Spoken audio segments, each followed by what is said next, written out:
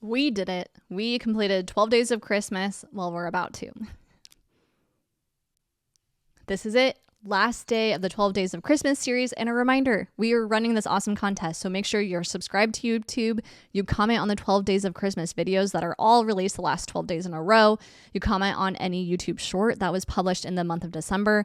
And then you'll be entered in for an opportunity to win a coaching session with me to plan 2025 and a guest spot on the podcast Get Shit Done, also in 2025. So make sure you're taking advantage of all these awesome perks. And also just thanks for being along for the ride. Today, in true Kelsey fashion, we are ending it with 12 hacks to get shit done. So we got stuff to do. Let's jump right on in. Number 1, hack to get shit done. Create a game plan. Create a game plan. One reason you might be struggling to get shit done is because you are avoiding the overwhelm.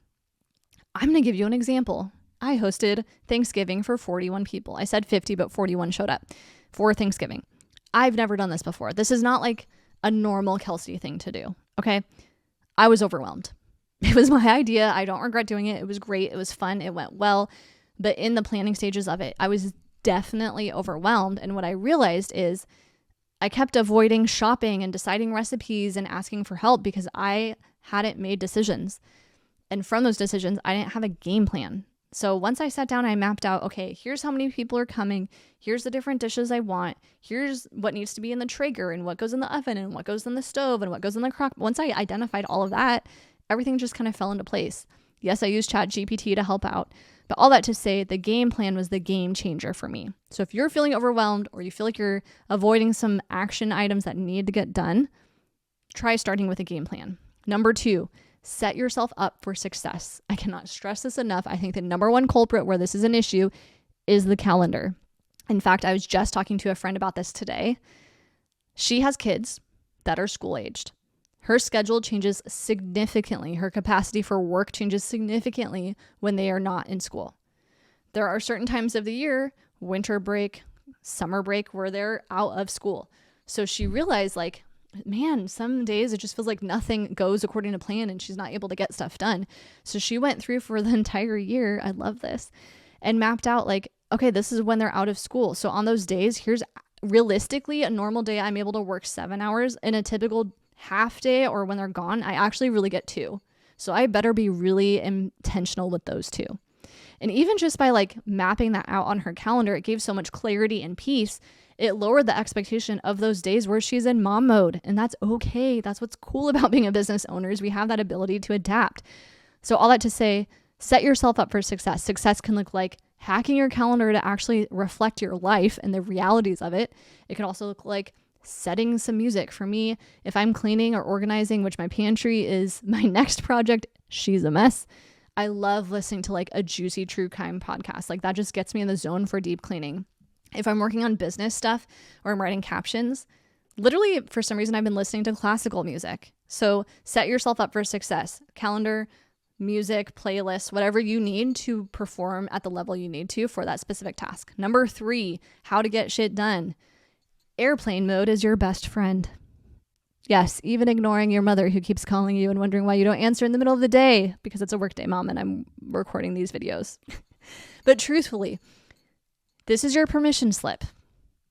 If you're working on your business and you need uninterrupted time, just because you're not in a client meeting, but you still have shit to do, it's okay to turn your phone on airplane mode. It's okay to not answer that phone call. It's okay to ignore that email for a couple hours so you can focus on the deep work that needs to happen for your business.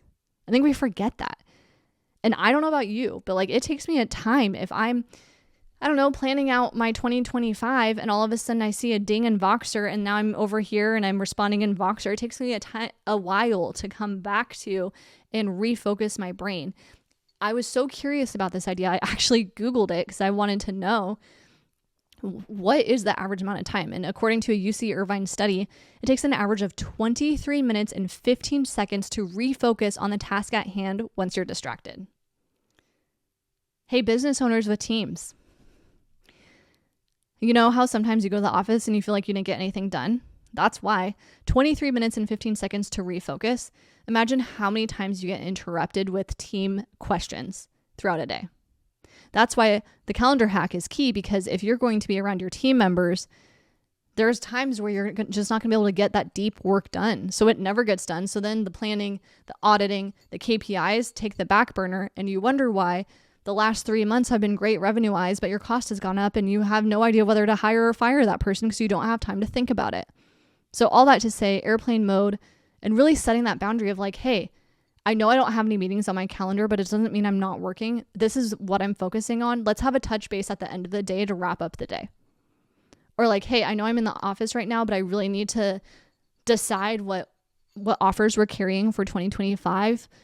I'm going to put on my headphones and really focus on this. And then let's have a conversation at lunchtime. I think little hacks like that can just be so great for productivity. And love my family, but family can be a huge part of that too. If I'm in deep work, I'm not answering the phone. And they all joke that I'm so bad at answering the phone, but it's because I have shit to do. And I can't afford the 23 minutes to redirect my energy in my brain. Odds are you can't either. Number 4, get shit done hack. Don't neglect the big stuff. The deciding, the auditing, the strategizing, the optimizing, all of that stuff, if you continue to ignore it, has ripple effects. I'm going to give you a great example. I have had an interesting relationship with social media. I've talked about it a lot. Last video was about Instagram. There were seasons where I didn't post on Instagram at all or like really have a desire to. In the moment, it's because I told myself it wasn't a high priority. I was getting ROI other places, which there's some truth to that.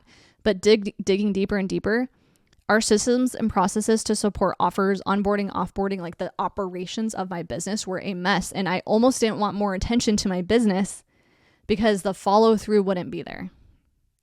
So if you keep neglecting making decisions, strategizing, planning, optimizing, automating, delegating, things like that, the ripple effect could be posting less consistently.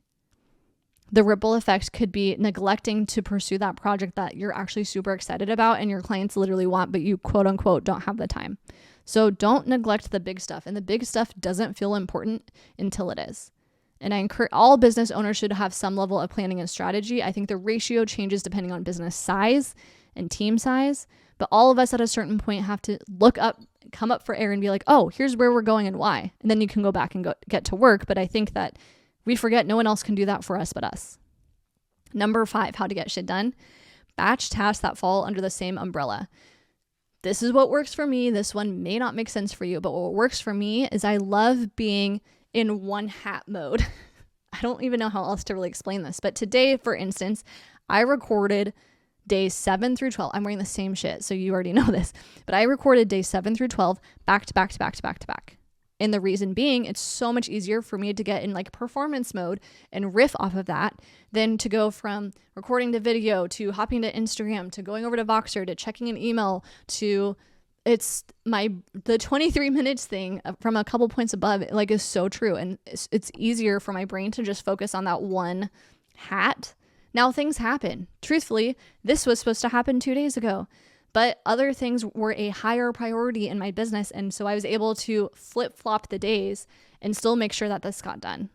So all of that to say, if you are the kind of entrepreneur who feels like you're constantly running from one thing to another, things are falling through the cracks, you're feeling a little overwhelmed, and you feel like you're constantly switching hats, what if you just take a pause? And what if you think about where can I clump together like tasks? And for me, a big one too is responding to emails, DMs, text calls. I tend to do that at the end of the day. I like catch up for the day, whether that's personal or business. I tend to have like a communication like batching session because it's a lot easier for me to do that at the end of the day than to have like that one-off text here and there. Pay attention next time. Next time you get that random text and you go to respond, like time yourself. How long does it take you to reintegrate back into what you were doing prior to that coming up? Number 6, get shit done, is find accountability. And shameless plug, that's why I built Get Shit Done Club. So if you're not in it, please join it. We meet Wednesdays. It's free. It's a Zoom call and some emails to remind you of said Zoom call. We talk about different topics. We have accountability. And the whole point of it is to help people who are taking action together. So if not us, if not the club, find somewhere else to have this accountability. I shared stats in number 10 in business recently, and they're pretty staggering. It's a very small percentage of people who are like us. So if you don't have someone who is like us to hold you accountable to the stuff that needs to happen to support that next level of business, there would be no reason for you to evolve and change, right? And some of you listening, you may be content. You may be happy with where you're at. You may be even successful on your terms. Super cool. But for those of us that have bigger goals and dreams that we have not achieved yet, hi, that's me. Hopefully that's you. You have to put yourself around other people who can hold you to it, because oftentimes the get shit done, the action items you need for that next level are not what you're used to doing. It's not what you naturally would do. I see it all the time. The leaders I work with, majority of the time, who have teams specifically, even if you don't have a team, this may make sense to you. A lot of people hide in what they're good at.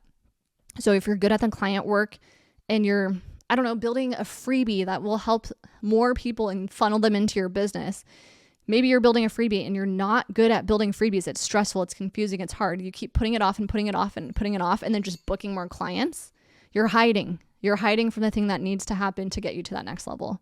Not to say freebies are the only way to get to the next level, but the point being, sometimes it's new tasks on the get shit done list than you're used to, and that accountability can help hold you to it and remind you of that priority shift that needs to happen. Number 7, get shit done. Fuel your body.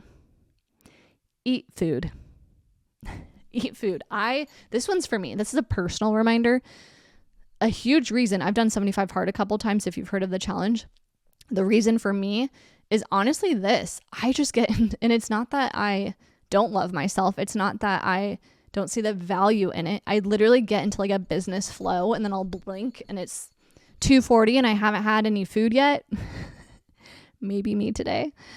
All of that to say, you need to take care of yourself. And anytime I'm stressed and overwhelmed and the to-do list feels massive and there's just a lot on my plate, I never regret pausing and eating.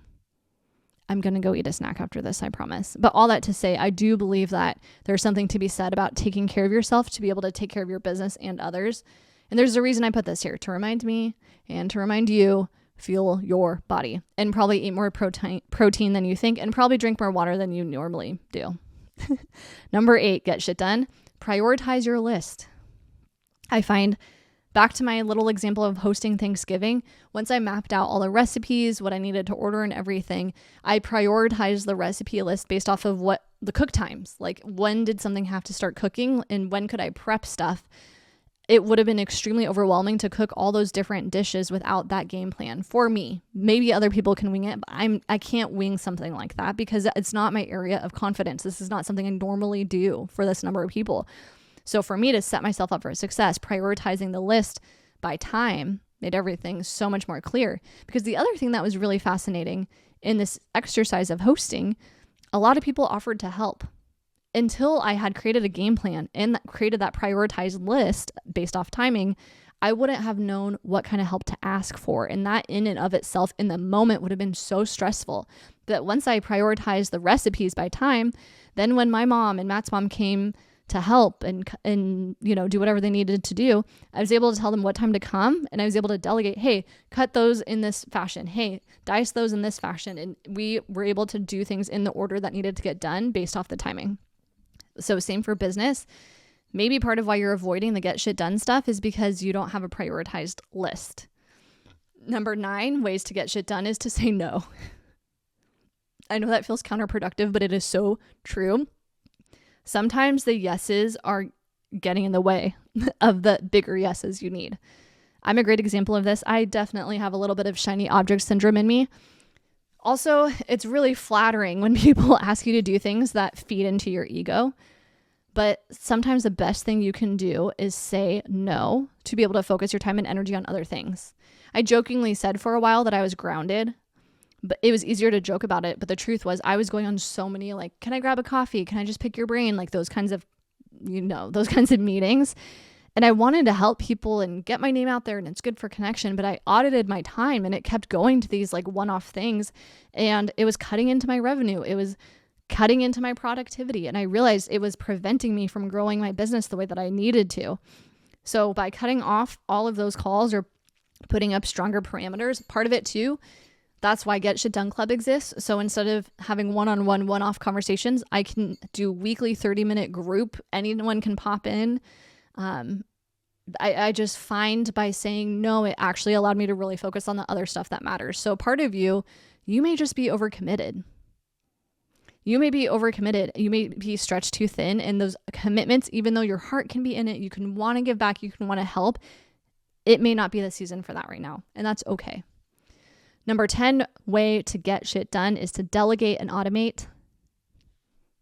Period. I'm a huge fan of getting things done the smart way, being efficient and automating as much as we can. So delegate and automate. What can be plugged into your platform that you're probably already paying for? What can your virtual assistant do? What can your mom do? Can Instacart, like this can also apply to life stuff, your partner. I've said, when I have really busy seasons in business or even a busy week, a meeting heavy week, I will tell Matt that and say like, hey, just so you know, like this is what my week looks like this week. So what's our plan for dinner this day? Or, hey, can you grab dinner that day or cook the dinner this day? Like communicate, delegate. There's just certain there's certain variables that impact your productivity in life and in business. And it's worth recognizing those and calling those out. And I think that we forget to ask for help. But back to my Thanksgiving example, if you don't take the time to create that game plan and then prioritize that list, everyone can ask you to help out. But if you don't know what help to ask for, that question can be overwhelming. If I'm going to go into AI and use it as a tool in my business, I have to feed it something, right?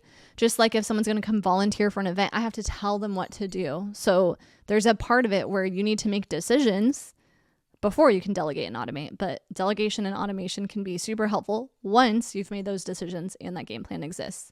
Number 11, rest. Another one for me and for you.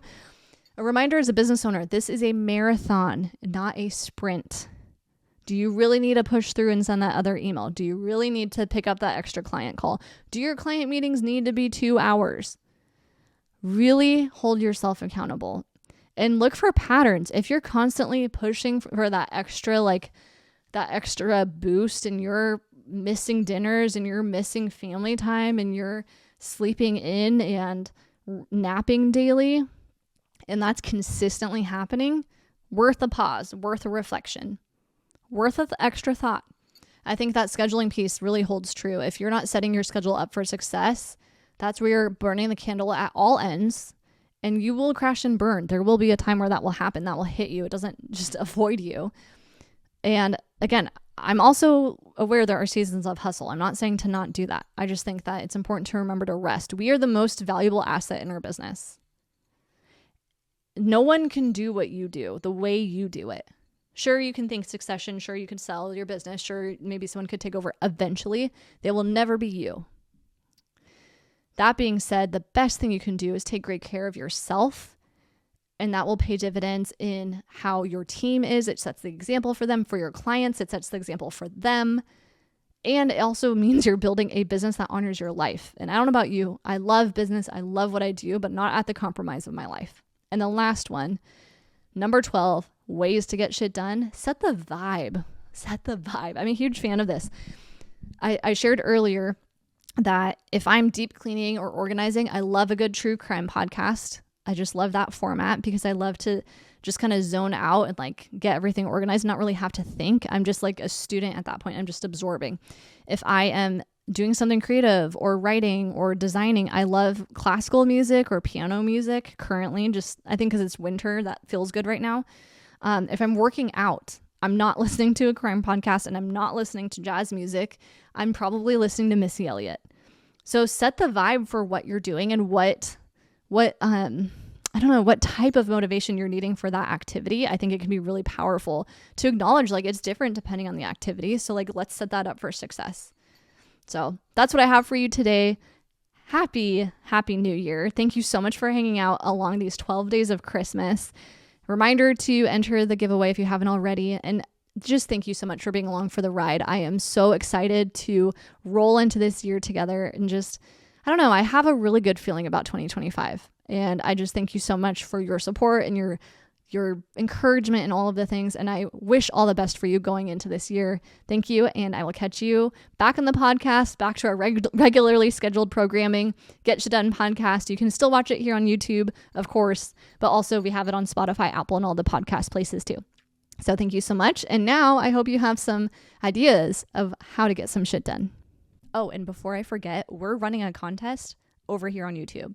All you have to do to enter is make sure you subscribe to my channel at Kelsey Marie Knutson, comment on all of these 12 days of Christmas videos on YouTube, and also feel free to comment on any of the December reels that you see posted throughout the month. We're going to put everyone's name in a drawing and select that winner in the new year after the 12 days of Christmas wraps up. So make sure to stay tuned for that. But I just want to remind you, if you win, you have an opportunity to do some 2025 planning with me, a business coach, and you get to come guest on the Get Shit Done podcast in 2025. So lots to look forward to. Thanks for being here. Hope to see your name entered into the drawing and can't wait to catch you in the next one.